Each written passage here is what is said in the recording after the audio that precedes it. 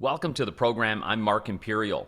This segment's being brought to you by booksgrowbusiness.com. It's the place where busy professionals get their books done and published so they can educate consumers, grow their businesses, and leave a legacy. I'm doing a series of spotlights on remarkable business intermediaries and brokers from across the country. Joining me on this segment is Blake Taylor. He's the founder of Synergy Business Brokers in New York. Blake, welcome to the program. Yes, thanks for having me. Blake, tell me a little bit about your work, and specifically, who are those clients? Who are the types of clients that you specialize in working with? Sure. So yes, we work with companies in 7 different segments. So manufacturing, healthcare, construction, technology, services, transportation, and distribution. And within those industries, we focus on selling profitable companies that have net incomes between 250,000 and 7 million. We started out, I've been doing this for about 20 years. I mean, we started out like a lot of brokers selling restaurants and retail and so forth. So we don't sell those anymore, but that is how we got started. For new sellers, I'd imagine if they've been working in the business a long time, this could be very well their first time selling a business. Do you find that they come relatively informed, or is there lack of information when they reach out to you? What kind of questions are they asking you? Yeah, I mean, that's a good question because they certainly do vary. We do get a lot of first time people. That's probably the majority, I would say, the slight majority of first time that are really looking to retire. So the first question they really have is, how much can I sell my business for? So then we say, well, okay, we can give you that, but we need some information first. So then we've got to ask them. Often we try to give them an overview, just a ballpark on the phone by, asking them about their annual revenue, approximately how much they're making, what types of products and services do they provide, just to see if it's something that, hey, this might be of interest. And then if they want to get more detailed, we'll sign a confidentiality agreement. And then, they'll send us their financials and we'll get more detailed in terms of evaluation. And so that's one of the big questions. Then, of course, there's, how long is it going to take? And, who do you think might buy this? And those sorts of things. So, how long is it going to take? I mean, we'll say, on average, like 6 to 9 months. But in some cases, it can be as short as, 2 or 3 months. In some cases, never, if you price it too high or, you're just not motivated or that kind of thing. So those are like probably the couple most common questions. This series was inspired by the headlines of the Great Resignation and hearing about all these folks wanting to leave corporate America, go off on their own. And we know buying a established business with a track record is one of the safer ways to do that. What's it been like in your area? Have you found there to be more buyers, and how has that affected the sellers who may have been on the fence? What's it been like? Yeah, so we did have our best year ever last year. Our sales were up 50%. It is a seller's market. There are a lot of buyers. So it is similar to the housing market, in that regard that if you have a very good profitable business, which is really the only types of businesses we sell, then there are a lot of buyers for those businesses.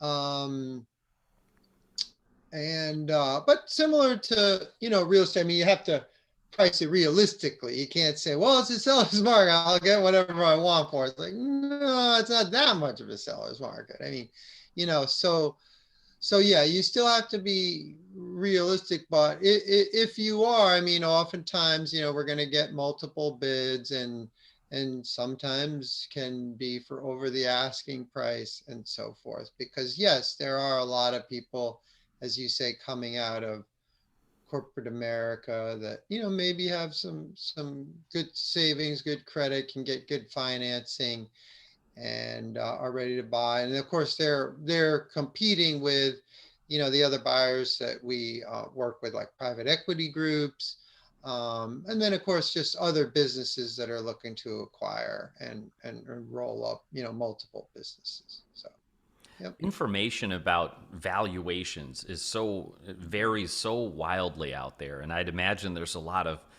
myths or misconceptions around that. Is that like the number one misconception or myth that people kind of bounce around, or are there more, even bigger, more pressing myths or I mean, misconceptions? that probably is. That probably is. Yeah, because I mean, it's like, uh there's a lot of factors that go into it, right? I mean, I wrote a blog post about it, and it's one of our most popular blogs because, there's a lot of like,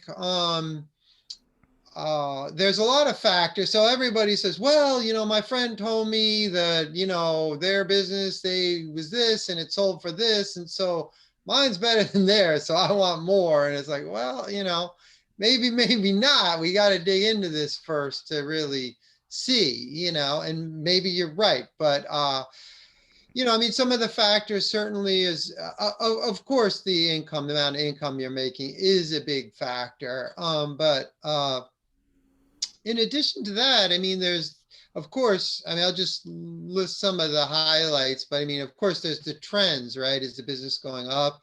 Is it going down? Another one is customer concentration. So perhaps, one customer makes up, 40% of your revenue, and that's a risk factor that's going to, bring the valuation down. Other factors are, how replaceable is the owner. So, like for instance, I mean, we do sell healthcare businesses, and it's a lot easier to sell like a medical practice where there's multiple doctors. But let's say if there's one doctor, that's going to be harder, and the valuation is going to be lower because it's like, oh, wow, well, he's got the reputation and everything. And if he's looking to retire, okay, that's gonna put a lot of buyers off. So, um, so some of those are some of the highlights in terms of things that'll affect valuation for businesses within the same industry.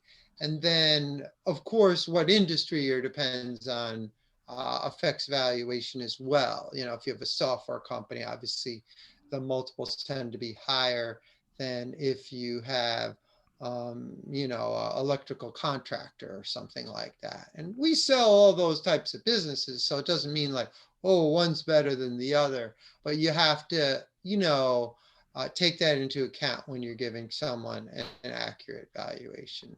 So, Blake, what inspired you to get into business intermediary work? Like, how did you get started in this field? yeah. So one thing that was interesting when I came out, or when I was coming out of college, it's 1985, so it's a while ago, but I was like interested in going into mergers and acquisitions, but I looked around. I'm like, oh my God, it seems like all these companies, the people that work there aren't allowed to have a life. So it's like, they had to work like 7 days a week, and all kinds of hours. And I was thinking like, well, like, why wouldn't there be a company that, is able to have kind of a work-life balance and also provide, excellent service and have top-notch people that also want to work there that are like that. So that was kind of in the back of my mind, but then I got into the software industry. I was a VP of sales of a software company. We grew that successfully. And It ultimately sold for like 20 million. And I like the process. I got a taste of it going through that. And then at some point I figure, well, okay, so why don't I, start this up? And you can't really just start it up and start selling like really large businesses because it's going to be hard. So I started out selling smaller, and then we grew over time into kind of selling the larger businesses. So that's what sort of how it worked. I was just selling more like neighborhood places at first, and Before now I we're ask you my last question, Blake, for somebody considering selling a business today and they don't know where to start or how to even choose a business intermediary or broker, what's important for them? What would you tell them to look for in a broker that they want to work with? Yeah, so like a lot of people choose us because we're on a lot of lists of rankings of top 10 business brokers in the country. And we're certainly not for everybody, right? Because we only focus on specific businesses and specific um, size companies. So you really want to look and see uh, which companies have experience selling the kinds of business that you have.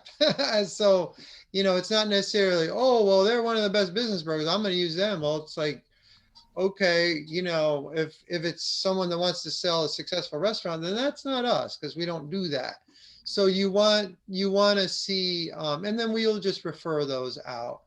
So yeah, you want to do your research and see. I mean, for instance, like we post all of our sold businesses on our site. They can see what we've sold. They can see what kinds of businesses we've sold. Of course, you also want to look at reviews. I mean, we have very good reviews, and so you want to choose a broker like that that has good reviews and sells businesses like yours successfully and has a track record of doing that. For folks listening who are the types of businesses that you serve that are considering selling and would like to speak with you, Blake, how do they find you, connect with you, and learn more? Yeah, so typically they come through our website, which is synergybb.com.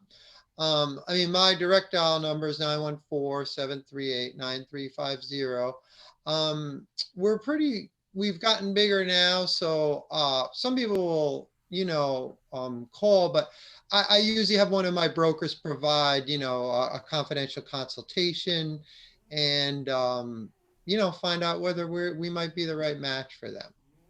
I appreciate that. Blake, this has been terrific. I appreciate you taking the time and sharing your insights with my audience today. And I wish you continued success for you and for all of your clients.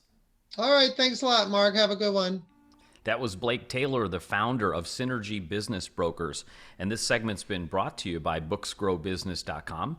It's the place where busy entrepreneurs and professionals get their books done to educate consumers, grow their businesses, and to leave a legacy. That's all for now. I'm Mark Imperial, and thanks for joining me.